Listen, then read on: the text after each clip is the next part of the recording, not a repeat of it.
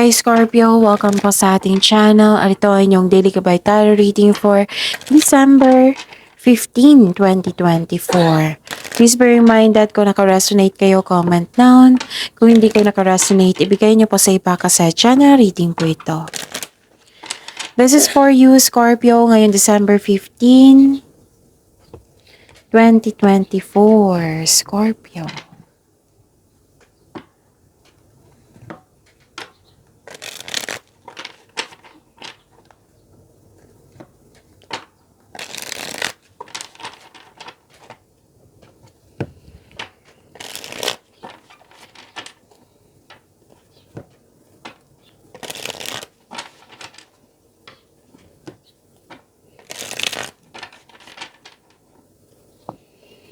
Para po ito sa inyo, Scorpio, ngayong December 15, 2024.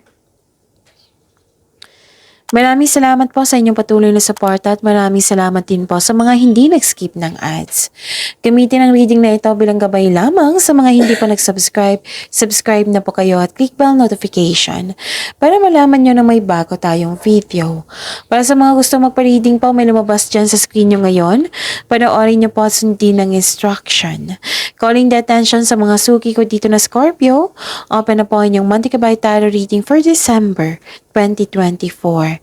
May 6 months from now reading tayo at love life reading po. So message me, Scorpio, for schedule. Maraming salamat po. Spirits guide, mga ganap po para kay Scorpio ngayong December 15, 2024. I need 3 cards po para kay Scorpio.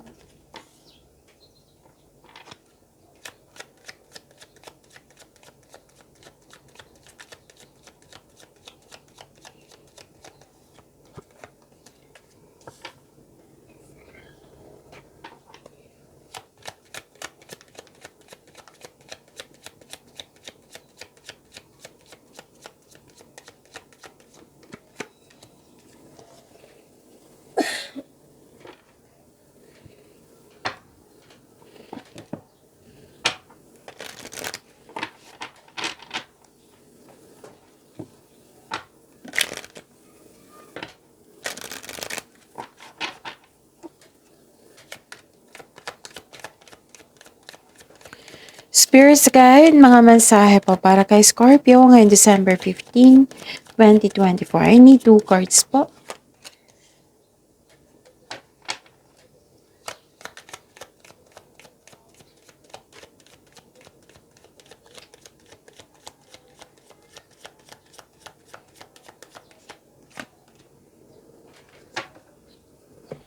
Okay.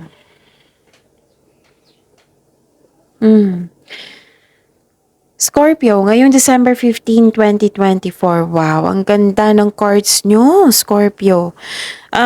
Things going your way. May positive opportunities na dumating. Good luck and good karma. Tatlong card na nagsabi dito na you're happy. Joy and happiness nakikita ko dito. Nakikita ko rin dito na may success na nangyari. Good luck and good karma. Ang ganda. Dalawang card na po nagsabi dito na may success. Yes. Positive outcome. You're happy. Oo, you're happy sa mga nangyari. Naka-receive kayo ng good news. This is change for the better. May pangyayari na pagbabago. Itong pagbabago na ito is for the better. Para sa kabutihan mo. Pwede din binigyan mo ng action yung matagal mong plano. Pwede din na lumipat kayo sa malayong lugar. May balak or lumipat na kayo. Okay? Diba? So, ang ganda ng mga mensahe. So, claim nyo to, Scorpio.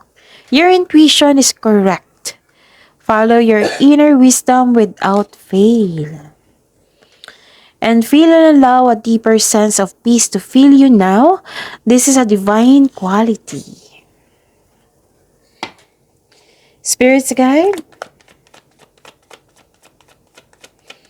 Energy po ni Scorpio ngayong December 15, 2024.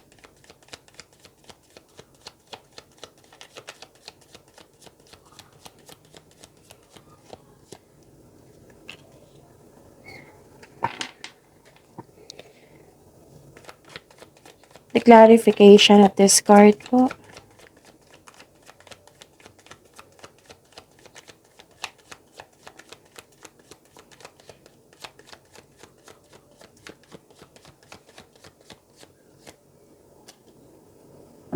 Okay.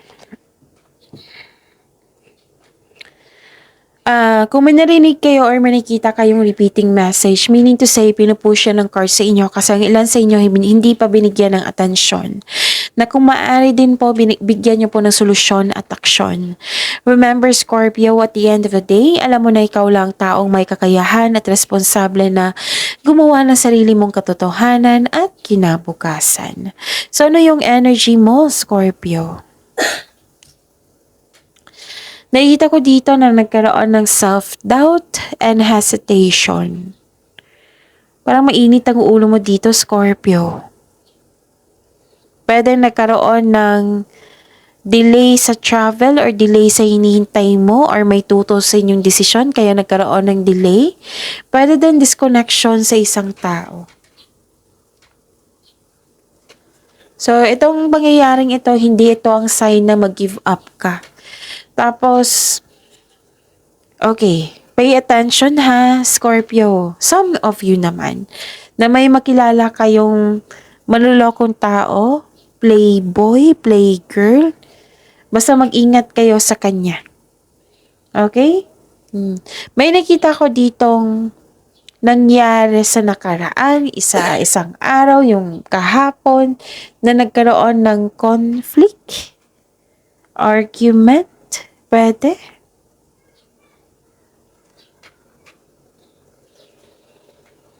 Oo. Pero now, today, nagkaroon ng releasing, letting go of grudges. Actually, may gustong bumalik sa inyo na may... Okay. So, tandaan to ha, pay attention. So, some of you sa makaresonate po, okay? May gustong bumalik sa inyo na may gusto siyang kunin sa inyo. Dalawang card na kasi nagsabi dito eh. So, mag-ingat kayo sa kanya. May nakita ko dito na may gustong kunin sa iyo. Mag-ingat po. Okay? May taong ayaw mag-give up. So, ang sabi dito, this card tells you to release old grudges in order to move forward. May pagpatawad na mangyayari. Oo. Pwede mo siyang patawanin through your mind and heart para magkaroon ka ng peace of mind. Okay? So, the advice is accept and forgive yourself. So, yun. Kaya pala may blessings na binigay sa inyo dito na peace of mind. This is a divine quality. Ang ganda. Spirit's Guide, Career and Money po ni Scorpio ngayong December 15, 2024.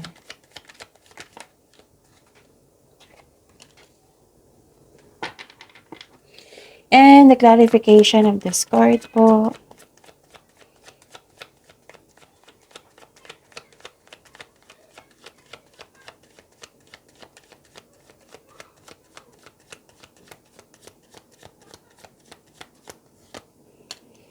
Okay. Okay. Sa career and money nyo. May nakita ko ditong malakas ang inyong intuition.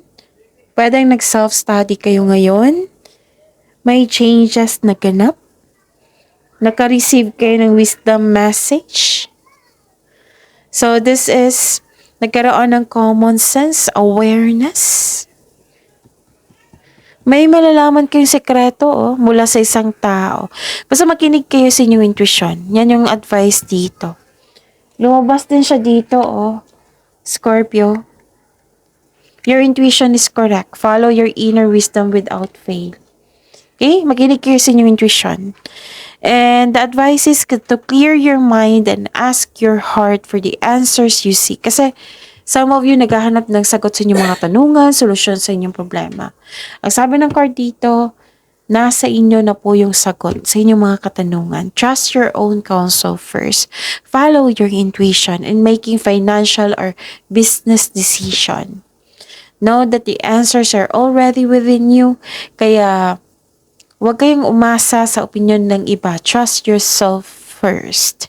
Okay? Ano pa?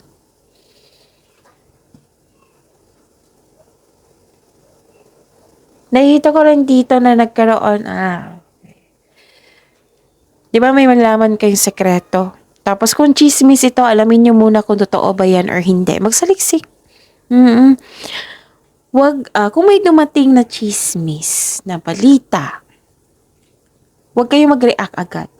Okay? Huwag niyong bigyan muna ng action. Alamin niyo muna kung totoo ba yan or hindi. Kasi ang ilan sa inyo, nakikita ko dito na walan kayo ng panatag kasi hindi niyo nagustuhan, ganon. Alamin niyo muna kung totoo ba yan or hindi, Scorpio. Okay? Tapos, huwag po daw kayo magpadalos-dalos sa paggawa ng desisyon, plano. Huwag po daw kayo magpabaya. Gamitin niyo po daw yung talino niyo, skills niyo, para makabuo kayo ng magandang konkretong plano. Kasi ang ilan sa inyo dito na parang nainip kayo, nagmamadali. May concern kayo sa isang tao na pwedeng bata pa to sa inyo or isang tao na kumikilos na parang bata. Nagrereklamo siya tungkol sa kanyang responsibilidad. Oo, kaysa bigyan niya ng action, mas grabe yung reklamo niya. Yun. Mas nauna yung reklamo kaysa bigyan niya ng aksyon. Kausapin mo. Kung concern mo talaga to kausapin niyo. Kung ayaw niya makinig, then wala tayong magawa niyan kasi choice niya yan. We cannot control everyone. So, yun. Kung concern kayo sa kanya, then isuko niyo siya kay God. I-pray niyo kung concern kayo sa kanya. Huwag niyo hayaan na kung hindi niyo makontrol ang isang tao or isang bagay, huwag niyo hayaan na masira yung araw niyo. Kasi we cannot please everyone, lalo na may kanya-kanya tayong desisyon, opinion, choices sa buhay. Okay? So may pasaway sa inyo, Scorpio. Kailangan ng mahabang pasensya. Pero marami akong kakilalang Scorpio na mahaba ang pasensya. It might be naapektuhan lang kayo kasi nakita ko dito na sobrang busy mo. Yes. Okay, let's proceed. Spirits guide, love life, self-love, partnership, and romance. Kunin ko to. Ni Scorpio. The clarification of this card po.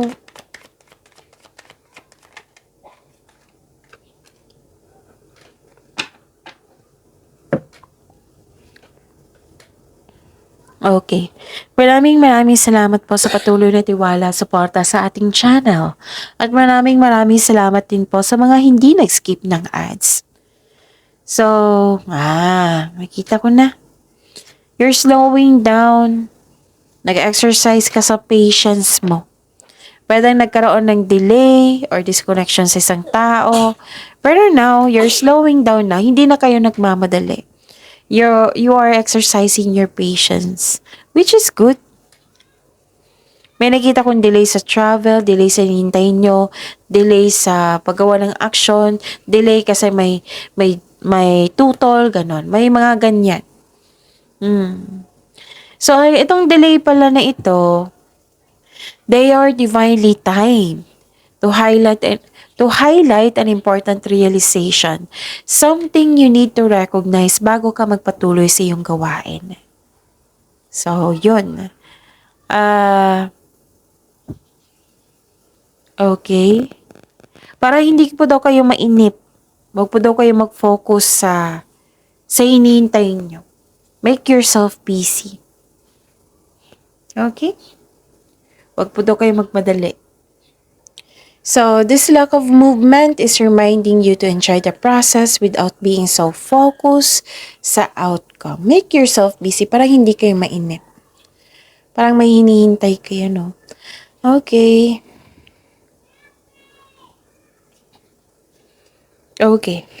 May nakita kong love messages dito. Baka ito yung hinihintay nyo. Love messages. May sweetness na ganap, gentleness, self-exploration, malakasan yung intuition, okay? Dalawang card na nagsabi niyan. And you're sharing your kindness to everyone. Be careful lang kasi naging sensitive kayo dito. Okay.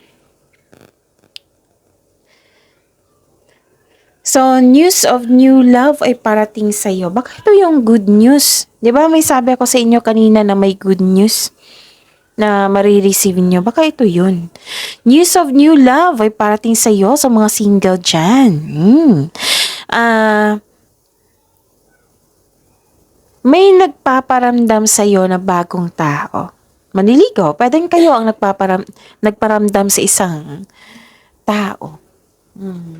Pwede rin na ini-enjoy mo ngayon yung bagong passion mo. Oo. Tapos, para sa mga marelasyon sa buhay mag-asawa, may sasabihin or makatanggap ka ng mensahe mula sa iyong partner na mag-set kayo ng date or outing. Tapos, may mensahe din dito na get in touch with your inner child. Okay?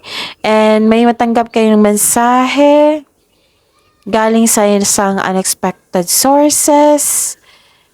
Pwede itong galing sa inyong intuition. Pwede din galing ito sa mas bata sa'yo. May gusto mag-reach out sa'yo. Gusto niyang humingi ng sorry sa'yo.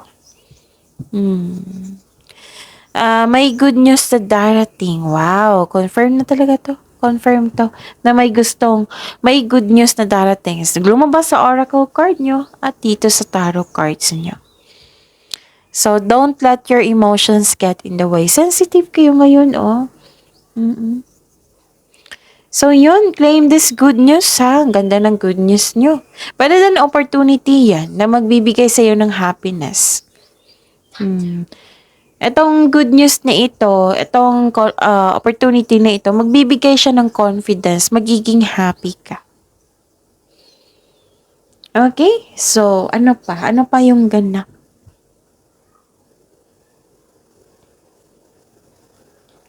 Nakita ko dito na okay. Ito yung clarification sa cards ko kanina. Yung, ang bilis ng mga action, busy kayo, nag-decide kayo talaga na magbigay ng, yung mag-slow down lang na hindi kayo nagmamadali. Tapos kung gagawa kayo ng desisyon, you need to be patient. Okay? Wag nyo daw bigyan ng mabilisang desisyon. Kailangan yung pag-isipan ng mabuti. Actually, dalawang card na nagsabi dito na may darating na mensahe. Actually, ito yung magbibigay sa iyo ng happiness kasi blessings ito Okay. May pwede din ha. 'Di ba may parang date or outing, may travel ako nakikita dito. Okay.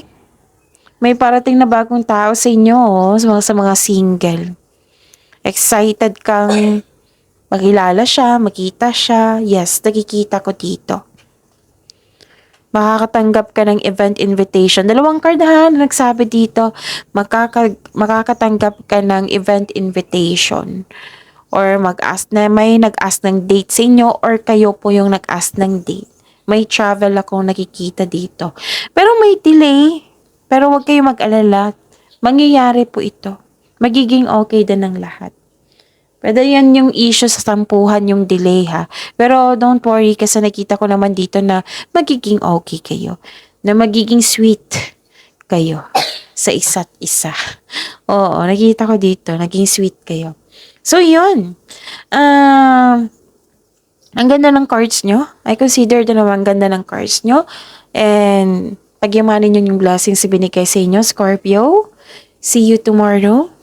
Please like, subscribe, and click the button for notification para updated po kayo sa daily tarot reading natin. Maraming salamat po.